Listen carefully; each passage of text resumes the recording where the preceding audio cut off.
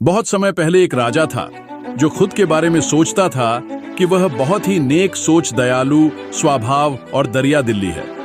उसे लगता था कि वह स्थितियों को सही से समझने, हर बात पर न्याय करने और हर विषय में उचित विचार रखने वाला व्यक्ति है। राजा की 3 बेटियां थीं। एक दिन उसने अपनी बेटियों को बुलाकर कहा, मेरे पास जो भी है वह सब तुम्हारा है। तुम तीनों को मुझसे ही जीवन मिला है। मेरी इच्छा अनुसार ही तुम तीनों का भूत, वर्तमान और भविष्य बना हुआ है, जो आगे भी ऐसे ही बना रहेगा। मैं ही तुम तीनों का भाग्य बनाता हूं। राजा की यह बात सुनकर उसकी 2 बेटियों ने शांत मन से राजा की बात में हामी भर दी, लेकिन तीसरी बेटी ने ऐसा नहीं किया। उसने कहा, नहीं, मुझे तो नहीं लगता कि आपके हाथों में मेरा भाग्य है। राजा यह सुनते ही गुस्से में आ गया। उसने अपनी तीसरी बेटी की कही बातों को एक चुनौती के रूप में स्वीकार किया। उसने खुद को अपनी तीसरी बेटी के सामने सही साबित करने की ठान ली और उसे जेल में बंदी बना दिया। इस वजह से राजा की तीसरी बेटी कई सालों तक जेल में ही बंद रही। राजा और उसकी बाकी की बेटियां राजसी जीवन जीते रहे। राजा मन ही मन सोचता है कि यह मेरा ही हुक्म है, जो मेरी जिद्दी बेटी जेल में कैद है। लोगों को भी यही लग रहा होगा कि राजा का ही हुक्म है। जो उसकी बेटी को ऐसा भाग्य मिला है, उसकी प्रजा के लोग भी यही सोचते थे। उन्हें लगता था कि राजा की तीसरी बेटी ने जरूर कोई गलत कार्य किया होगा, तभी उसे जेल में कैद करके रखा गया है, वरना कोई भी पिता अपनी बेटी के साथ भला ऐसा क्यों करेगा। राजा का कभी कभी जेल में कैद अपनी तीसरी बेटी से मिलने के लिए जाता था। उसकी बेटी बहुत कमजोर हो गई थी, लेकिन अभी भी उसके विचारों में कोई बदलाव नहीं आया था। मगर राजा अपनी कमजोर बेटी की हालत और नहीं देख पा रहा था। एक दिन उसने अपनी तीसरी बेटी से कहा, इस तरह से तुम्हारा जिद करना मुझे बहुत गुस्सा दिलाता है। अगर तुम इसी तरह मेरी आंखों के सामने रही तो गुस्से में मैं न जाने क्या कर बैठूंगा। मैं तुम्हें मौत की सजा भी दे सकता हूं, लेकिन मैं एक अच्छे दिल का व्यक्ति हूं। इसलिए मैंने सोचा है कि तुम अब मेरे राज्य के पास के ही एक जंगल वाली जमीन पर जानवरों के साथ रहोगी।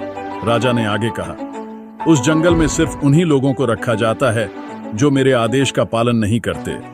तुमने भी अपनी जिद की वजह से मेरी बात नहीं मानी, इसलिए तुम भी अब वहां मौजूद लोगों के साथ अपना पूरा जीवन काटोगी। इसके बाद तीसरी बेटी को उस जंगल की जमीन पर रहने के लिए भेज दिया गया।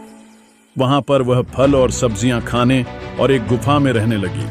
उसके पास पीने के लिए झरने का पानी और ठंड से बचने के लिए सिर्फ सूर्य की धूप का ही सहारा था। वहां की खुली हवा में रहते हुए और फल फूल खाते खाते वह जल्द ही पूरी तरह से स्वस्थ हो गई। उसने वहां पर खेती करना भी शुरू कर दिया।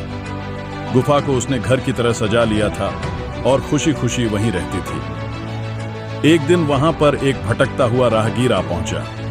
उसे देखते ही देखते राजा की तीसरी बेटी से प्रेम हो गया और दोनों खुशी खुशी वहीं रहने लगे।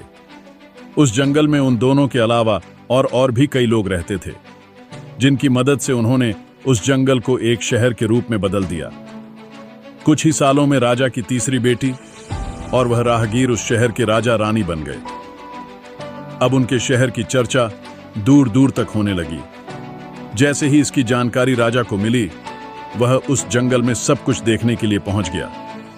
जब उसने वहां की राजगद्दी पर अपनी बेटी को बैठे देखा और साथ में एक खूबसूरत युवक को, तो उसके होश उड़ गए। राजा की बेटी ने अपने महल में अपने पिता का पूरे सम्मान के साथ स्वागत किया। उसने अपने पिता से उसके बुरे बर्ताव व फैसले के लिए कुछ भी नहीं कहा। जैसे ही राजा वहां बैठा तो उसे एक आवाज सुनाई देने लगी, जो कह रही थी कि हर इंसान स्वयं ही अपना भाग्य बनाता है।